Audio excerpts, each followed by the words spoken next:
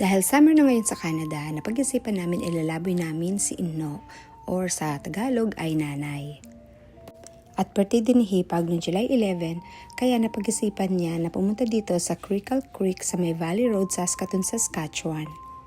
May enjoy talaga ng mga bata dito kasi napakadaming activities na pwedeng gawin nila. Iba't ibang activities ang pwedeng ma-enjoy ng mga bata tulad ng disc golf, splash zone, extreme challenge zone, fun zone, at concession, at meron kung ano-ano pa. Tip ko pala sa mga baguhan, kung hindi pa kayo nakapunta dyan, tumawag muna kayo at alamin kung anong oras yung foam party. Kasi yun talaga magugustuhan ng mga bata. Buti na lang nung nagpunta kami ay hindi pa natatapos yung foam party kung saan nag-enjoy talaga yung mga pamangkin ko during that time. At napakalawak talaga ng area at ma-enjoy ng mga bata. At dyan pala sa concession, marami ka nang pwedeng mabili na snacks tulad ng ice cream, fries, hot dogs, at kung ano-ano pa. At syempre, sa tulad ko na mahilig sa kape, meron din sila. Napakalawak ng area na yan at hindi ko na nalibot lahat. Kasi nga, na-enjoy ko yung sarap ng hangin at yung pahinga lang talaga. Tapos yung mga bata, sila yung naglipot-lipot kasama ni Hipag at ni brother. Si Inno naman, na-enjoy niya yung maglatag ng banig kasi gusto niya ma-enjoy yung sarap ng hangin. Kahit mainit nung time na yan, hindi talaga siya masakit sa balat. Masaya lang dahil alam mo yun yung sinasabihan ng masarap na hangin kaya hindi mo talaga ma-feel din yung init.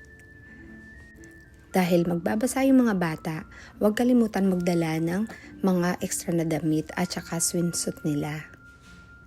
Sabi ng pamangkin ko dyan sa kung saan nag-slide sila, nakakalula daw pero it's fun.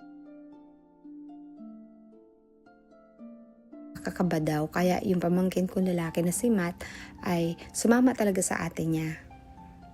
At kung ang mga anak nyo ay active, ito yung napakagandang recommendation sa pwede nilang puntahan dahil mostly sa mga bata ay nag-e-enjoy talaga sa tubig at natutuwa talaga sila dyan.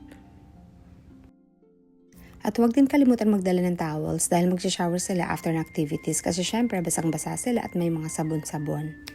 At kami naman nino ay sinamahan ko siya sa kanyang pagtatambay dahil gusto niya talaga yung maupo lang. Dahil syempre, nakakapagod din naman yung maglakad-lakad.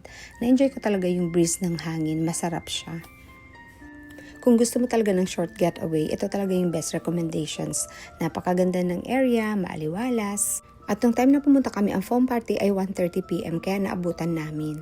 So syempre nagutom after activities kaya kumain naman muna kami ng snacks. At bago kami umuwi, syempre naglaro muna kami ng miniature golf kung saan sinamahan ko yung mga bagets. At nanalo pala sa Angel ng free sundae cone. Kaya sa susunod na travel nyo, kung gusto nyo mag-enjoy yung mga bagets nyo, try nyo itong Crickle Creek dahil napakasaya talaga at matutuwa yung mga bata. At syempre makakapahinga din yung mga tulad nating mga parents. Short visit pero worth it. At syempre si Inno nakakita ng bulaklak, syempre lalapitan niya yan dahil mahilig talaga siya sa halaman. At nung pauwi na kami, nakakita kami ng canola flowers. Kaya for the experience si Inno, bumaba kami para picturean siya at videoan kahit ayaw niya. Ito pala yung ginagawang mantika. Salamat!